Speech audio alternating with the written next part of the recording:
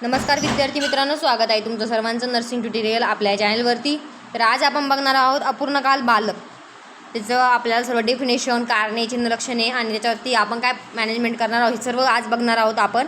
तर question paper बघू शकता तुम्ही, 15 मार्काचा क्वेश्चन मी अपलोड केलेला आहे। पहिला प्रश्न म्हणजे रिकाम्या जागा जोड्या जुळवा आणि चुकी बरोबर, ते सर्व मी तुम्हाला याच्यापूर्वी एक व्हिडिओ अपलोड केलेला आहे, चॅनलवरती जाऊन बघू शकता तुम्ही। चाइल्ड हेल्थचं आपली एक प्लेलिस्ट बनवलेली आहे, त्या प्लेलिस्टमध्ये मी जेवढं स्टडी मटेरियल माझ्याकडे होतं तेवढं मी अपलोड करण्याचा प्रयत्न केलेला आहे, तर ते तुम्ही जाऊन बघू शकता। आणि त्याच्यानंतर आता आज आपण काय बघणार आहोत, अपूर्णकाल बालक। तर याच्यामध्ये तुम्ही बघू शकता बालकांचे अधिकार विचारले जाते, त्यानंतर शालेय आरोग्य कार्यक्रम विचारला जातो, मुलांमधील त्यांना आकडी आपल्या चॅनलवरती अपलोड आहे, अतिसार पण आपल्या चॅनलवरती अपलोड आहे।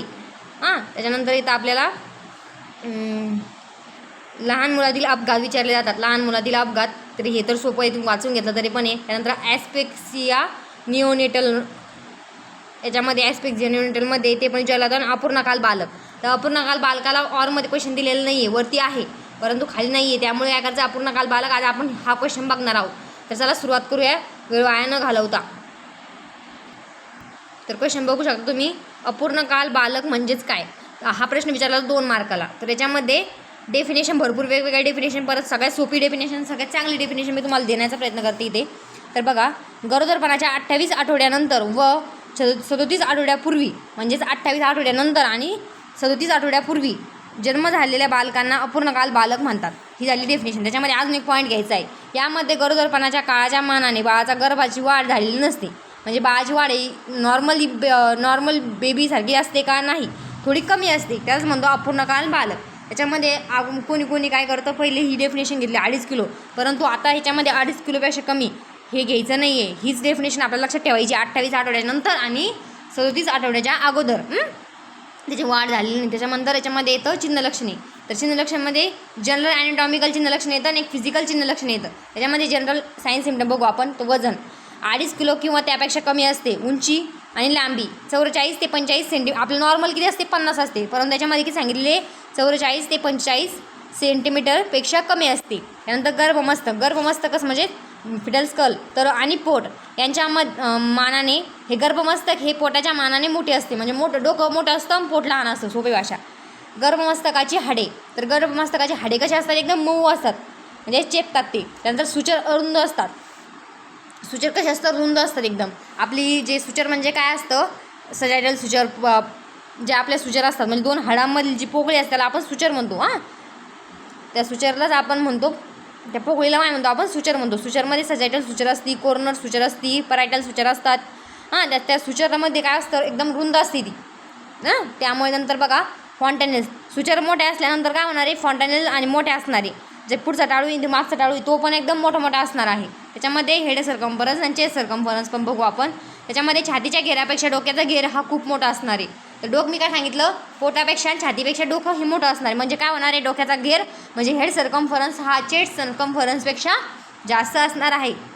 त्यानंतर स्वाभाविक छातीच्या घेरापेक्षा डोक्याचा घेर हा 1.5 सेंटीमीटरनी जास्त असणार आहे, म्हणजे किती, जर माझं डोक्याचा घेर असेल, छातीचा घेर असेल, घ्या तुम्ही 12 सेंटीमीटर, तर डोक्याचा घेर किती असणार आहे तुम्ही सांगा, 13.5 म्हणजे 13.5 सेंटीमीटर असं, म्हणजे 1.5 सेंटीमीटर प्लस करायचं। त्याच्यामध्ये कानाच्या पाळ्या कशा असणारे, मऊ असणारे, एकदम कान असं लूज असणारे, एक बघितलेलं असं न्यूबॉर्न तुम्हाला माहीत असेल, एकदम कान असं लूज असणार। आपलं कसं कार्टिलेज लागतं आपल्या हाताला, आपलं कान असं दाबून बघा तुम्ही, कसं थोडंसं त्याला शेप आहे, आपण त्याला किती पण दाबलं किंवा काही पण केलं तो परत त्याच्या शेपमध्ये येणार आहे, परंतु लहान बाळाचं तसं नाही, लहान बाळाचं एकदम असं स्मूथ असतो, जी आपली कानाची खालची कान टोचल्यास पाळी बघितली का तसं असतं, एकदम लूज, त्याचे कार्टिलेज डेव्हलप झालेले नसते, त्यामुळे ते असं मऊ असतात एकदम, आणि डोळे एकदम बंद असते, मिटलेले असतात, त्वचे खाली चरबी कमी असते, म्हणजे ते मसल टोन कसा असतो, कमी असतो, जे आपण अपघात स्कोअरमध्ये बघतो तेव्हाच आपल्याला कळून जातं, म्हणजे बाळाची त्वचा कशी पातळ असते आणि एकदम लाल भडक आणि चकचकीत दिसते।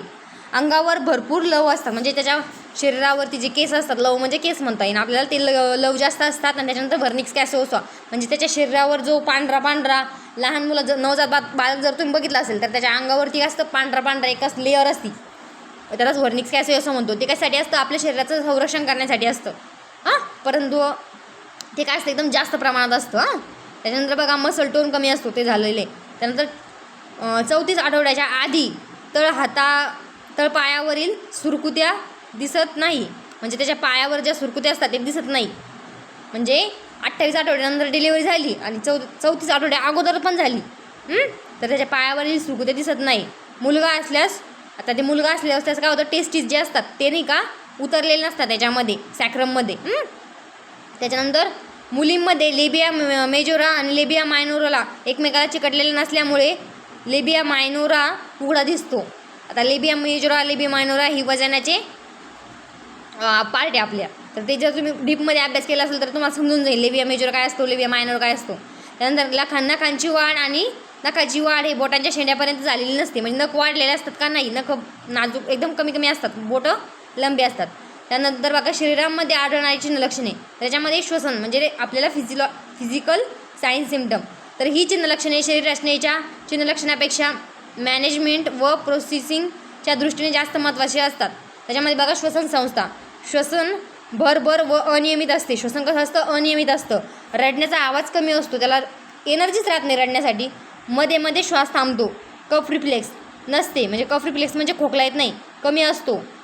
त्यामुळे श्वसन नलिकेमध्ये म्युकस साठलेले म्युकस खोकून बाहेर पडत नाही, म्हणजे खोकताच येत नाही त्याला एवढं त्याच्यामध्ये ताकदच नसते खोकण्याची. मग खोकले नाही तर त्याचा कफ बाहेर येणार आहे का, नाही.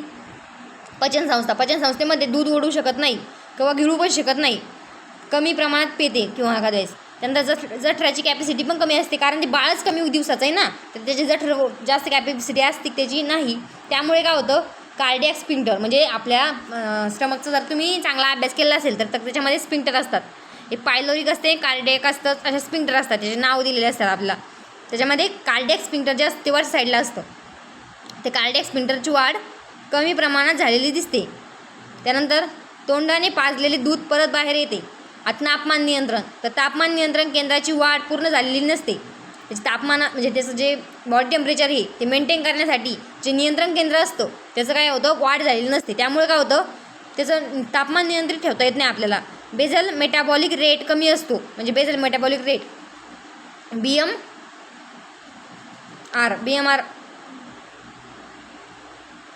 त्यानंतर अन्न कमी घेतले जाते आणि त्वचा चरबी कमी असते. त्यानंतर मूत्रपिंडाचे कार्य, तर नेफ्रॉन कमी असतात मूत्रपिंडामध्ये, किडनीमध्ये. रक्तवाहिन्या रक्तवाहिन्या अशक्त व नाजूक असतात, त्यामुळे त्या लवकर खराब होतात. त्याच्यानंतर शरीरातील रक्तवाहिन्यांचे प्रमाण कमी असते, जे शरीरामध्ये रक्तवाहिन्या असतात त्याचं प्रमाण कमी असतं आणि मज्जासंस्थेमध्ये पण आपला बिघाड दिसून येतो. आता बालकांची कारणे काय काय, ते कारणे आता आपण बघणार आहोत. तर अपूर्ण काल म्हणजे प्रीमॅच्युअर बेबी होण्याची कारणे काय काय ते बघू आपण ना. त्याच्यामध्ये सामाजिक आणि आर्थिक कारणे येतात. सामाजिक आणि आर्थिक कारणामध्ये काय येतं, सामाजिकमध्ये स्वच्छता नसणे किंवा घरात कोणतं पण घ्या तुम्ही, समाजामध्ये प्रॉब्लेम समजा. आणि आर्थिकमध्ये त्यांना पैसे नसणे किंवा गरिबी असणे असे घेऊ शकता. त्यानंतर सकस आणि चौरस, याच्यामध्ये मी तुम्हाला भरपूर कारणे देणार आहे. 3 मार्काला आहे. तुम्हाला एक्सप्लेन करायचे असले एक्सप्लेन करा, नसणे एक्सप्लेन करायचे तर असे पण लिहून टाकले तरी काही हरकत नाही. त्याच्यामध्ये सकस व चौरस, पुरेसा आहार, एकदम आहार न मिळाल्यामुळे. त्यानंतर मालन्यूट्रिशन, आई जर कुपोषित असेल तर, आणि किंवा कुपोषित असेल आई तर त्याच्यामुळे. नंतर गंभीर स्वरूपाचा रक्तक्षय असेल तर, ते आईला ॲनेमिया असेल, सिव्हिअर ॲनेमिया, तर त्यामुळे पण. त्यानंतर प्रीएक्लेम्शिया जर असेल आईला तर त्यामुळे पण होऊ शकतो. प्रीएक्लेम्शिया, इक्लेम्शिया यामुळे सुद्धा होऊ शकतं, कारण आईची BP नेहमी हाय असते आणि ते प्रीमॅच्युअर होऊ शकतं त्यामुळे. त्यानंतर गरोदर स्त्री हृदयविकार, दीर्घकालीन मूत्रपिंड CKD किंवा हार्ट डिसीज असेल तर. त्यानंतर मातेला क्रॉनिक डिसीज असेल, म्हणजेच मधुमेहासारखा आजार असेल तर. अतिगर्भोदक, तर त्याला म्हणजे जे ॲमनॉटिक फ्लुइड असतं ते जर जास्त असेल, अतिगर्भोदक असेल बाळाच्या शरीरात, तर त्यामुळे पण आपल्याला प्रीमॅच्युअर बेबी किंवा प्रीमॅच्युअर बर्थ होऊ शकते. जुळी गर्भधारणा असेल किंवा एकापेक्षा अधिक गर्भधारणा असेल, ट्विन्स किंवा मल्टी प्रेग्नेन्सी असेल तर. त्यानंतर प्रसवपूर्व रक्तस्राव, म्हणजे त्याला ANC असताना ब्लिडिंग, म्हणजे प्रसूतीच्या पहिलेच जर त्याला ब्लिडिंग झाली तर प्लासेंटा प्रिव्हियामध्ये पण होऊ शकते हे. त्यानंतर गरोदरपणाच्या सुरुवातीच्या काळामध्ये व्हायरल इन्फेक्शन झालेच, गरोदरपणाच्या म्हणजे फर्स्ट ट्रायमिस्टरमध्ये जर त्याला व्हायरल इन्फेक्शन झालं त्यामुळे सुद्धा होऊ शकतं. त्यानंतर गर्भाचे अस्वाभाविक दर्शन असल्यास, म्हणजे ब्रीच प्रेझेंटेशन असल्यास, वर्टेक्स प्रेझेंटेशन लागतो आपल्याला नॉर्मली, परंतु ते नसल्यामुळे ब्रीच प्रेझेंटेशन असल्यामुळे सुद्धा आपल्याला प्रीमॅच्युअर बर्थ होऊ शकते. काही कारणे जर गर्भाची वाढ व्यवस्थित होत नसेल तर, गर्भाची काही कारण आलं त्याच्यामुळे गर्भाची वाढ खुंटली गिंटली वगैरे त्यामुळे पण होऊ शकतं. गर्भाशयातील अस्वाभाविकता असल्यास म्हणजेच फायब्रॉइड युटेरस असेल म्हणजे गर्भाशयामध्येच प्रॉब्लेम आहे, नाही तर मग आनुवंशिकता पण घेऊ शकता याच्यामध्ये तुम्ही. त्याच्यानंतर गरिबी घेऊ शकता, भरपूर तुम्हाला जेवढे मनाने टाकता येईल तेवढे टाकायचे. आता हे एवढं मी 13 दिले, 3 मार्काला तुम्ही 9 लिहिले तरी सफिशियंट होऊन जाईल. थोडे एक्सप्लेन करा वाटलं तर. समजलं. त्याच्यानंतर आपण काय सल्ला काय देणार आहे 5 मार्काला विचारला होता. तर हा क्वेश्चन बघा, याच्यामध्ये काय काय सल्ला देणार आहे. प्रस्तावना बघा. आतापर्यंतच्या संपूर्ण विवेचनाद्वारे आपल्याला लक्षात आलेच असेल की त्याच्या शरीररचनेमध्ये किंवा कार्यामध्ये अस्वाभाविकता लक्षात घेता संपूर्ण धोके टाळण्यासाठी बाळाचा जीव वाचवण्यासाठी आपण अशा बालकांना विशेष काळजी देतो. तर विशेष काळजी देण्याचे तत्त्वे काय काय बघा. शरीर गार पडू देऊ नये. त्याला का गार पडू देऊ नये, कारण त्याचं जे तापमान नियंत्रण केंद्र आहे ते वेल डेव्हलप आहे का नाही, ते प्रीमॅच्युअर आहे. त्यामुळे ते व्यवस्थित आपल्याला त्याचं हायपोथर्मियामध्ये जाऊ शकतो पेशंट, म्हणजे आपलं बाळ ते बेबी काय होतं हायपोथर्मियामध्ये जाऊ शकतो. त्यामुळे आपल्यालाच काय करायचं आहे, त्याच्या शरीराचं तापमान व्यवस्थित ठेवायचं आहे.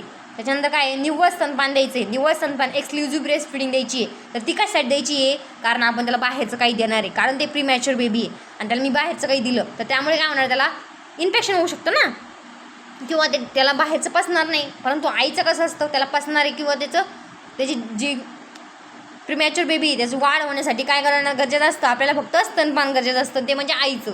त्यामुळे त्याला एक्सक्लुझिव्ह ब्रेस्ट फिडिंग द्यायची आहे. पहिलं काय सांगितलं आपण, त्याचं टेम्परेचर मेंटेन करायचे म्हणजे वॉर्मरमध्ये किंवा एकदम त्याची व्यवस्थित काळजी घ्यायची. त्याच्यानंतर निव्वळ स्तनपान द्यायचं आहे. त्यानंतर त्यासाठी इन्फेक्शन टाळायचं आहे. इन्फेक्शन टाळण्यासाठी आपल्याला काय करायचं आहे, त्याला आईजवळ ठेवायचं आहे. त्याच्यानंतर त्याचं इन्फेक्शन टाळण्यासाठी आपल्याला स्वच्छ हात धुवून त्याच्यापाशी जायचं, कोणाजवळ द्यायचं नाही बाळाला. तसेच त्या बाळाच्या आणि आईला स्वतःच्या व बाळाची काळजी घेण्याची सांगणे. आता मातेच्या काळजीबाबत सल्ला. तर मातेला काय सल्ला द्यायचा आहे आपल्याला बघा. वैयक्तिक स्वच्छता करायची, आंघोळीपासून नक्की कापेपर्यंत. त्याच्यामध्ये डाईट येतं, रेस्ट अँड ॲम्ब्युलेशन येतं, पर्सनल हायजीन येतं, ब्रेस्ट फिडिंग येतं, फॅमिली प्लॅनिंग आणि क्वायटस येतं. तर याच्यामध्ये बघा प्रकृती चांगली राहण्यासाठी आहार व व्यायाम द्यायचा आहे तिला व्यवस्थित. त्यानंतर रोजच्या रोज दैनंदिन कामे सांगायची तिची एक्झरसाईज करायला लावायची, विश्रांती व झोपेचे महत्त्व समजून सांगायचे आणि त्या बाळाला तिला अंगावर पाजण्याच्या पद्धती आणि महत्त्व समजून सांगायचं आहे. समजलं. प्रत्येक वेळेस लघवीला गेल्यानंतर जननेंद्रिय स्वच्छ करण्याचे महत्त्व समजून सांगायचे. म्हणजे प्रत्येक वेळेस जेव्हा ती लघवीला जाईल तेव्हा तिला जननेंद्रिय स्वच्छ करायचे, जेणेकरून त्या टाक्याच्या ठिकाणी पू वगैरे होणार नाही किंवा तिथं काही इन्फेक्शन वगैरे होणार नाही. बाळाची काळजी कशी घ्यायची. प्रसूतीनंतर 4 ते 6 आठवडे पतीशी शारीरिक संबंध टाळायचं महत्त्व हे तिला सांगायचं आहे. त्यानंतर कुटुंबीय नियोजनाचा सल्ला द्यायचा आहे तिला. 2 बेबी झालेला असेल तिला, 1 मुलगा 1 मुलगी किंवा दोन्ही मुली झाल्या असेल तर तिला कुटुंब नियोजनाचा सल्ला द्यायचा आहे. 1.5 महिन्यानंतर परत दाखवल्यास घेऊन येण्याबद्दल सांगावे. बाळाच्या काळजीबाबत सल्ले. आता बाळाला काळजी घ्यायची त्यासाठी काय काय सांगणार तुम्ही. टेम्परेचर, रेस्पिरेशन, इन्फेक्शन आणि ब्रेस्ट फिडिंग, इम्युनायझेशन. तर बाळाचे शरीराचे तापमान हे एकदम नियंत्रित ठेवण्यासाठी आपल्याला काय करायचं आहे, व्यवस्थित तिला काळजी घ्यायला लावायची आहे. बाळाला एकदम वॉर्म ठेवायचं आहे, कारण जेव्हा बाळ आईच्या पोटात असतं तेव्हा तिथं दमट वातावरण असतं आणि बाहेर कसं असतं एकदम थंड वातावरण असतं. त्यामुळे त्या बाळाला असं त्याला हायपोथर्मियामध्ये गेलं नाही पाहिजे पेशंट, असं आपल्याला त्याला व्यवस्थित मॅनेज करायचं आहे. त्यानंतर श्वसन संस्थेचे विकार परिणाम प्रतिबंधन करणे. जर त्याला त्याचं रेस्पिरेशन चेक करत राहायचं आहे, त्याला काही श्वसनास त्रास होतो आहे का, कफ वगैरे आहे का ते बघायचं आहे. त्यानंतर त्याला जंतुदोष होऊ न देणे. बाळाला जंतुदोष होऊ द्यायचा नाही, व्हायरल इन्फेक्शन वगैरे होऊ द्यायचं का नाही, प्रतिबंध करायचा आहे त्याच्यापासून. त्यानंतर त्याला पूर्णतः एक्सक्लुझिव्ह ब्रेस्ट फिडिंग द्यायची आहे आणि परिपूर्ण दक्षता घ्यायची आहे, परिचर्या व्यवस्थित द्यायची आहे, पोषण मूल्यांचा पुरवठा करायचा आहे व्यवस्थित. म्हणजेच ब्रेस्ट फिडिंग थ्रूच होणार सगळं, बाकीचं काहीच द्यायचं नाही त्याला. 6 महिन्यापर्यंत आपल्याला काहीच द्यायचं नाही बाळाला आणि प्रत्येक आईला आपल्याला तेच सांगायचं आहे. त्यानंतर इम्युनायझेशन. तर इम्युनायझेशन लसीकरण त्याचं व्यवस्थित पार पाडलं पाहिजे, त्यामुळे पण बाळाचं व्यवस्थित वाढ व विकास होऊ शकतो. तर अशा पद्धतीने हे आपलं टॉपिक संपलेला आहे. व्हिडिओ आवडला असेल लाईक करायचा, चॅनलला सबस्क्राईब करायचं आहे आणि जास्तीत जास्त विद्यार्थ्यांपर्यंत व्हिडिओ शेअर करायचा आहे. धन्यवाद.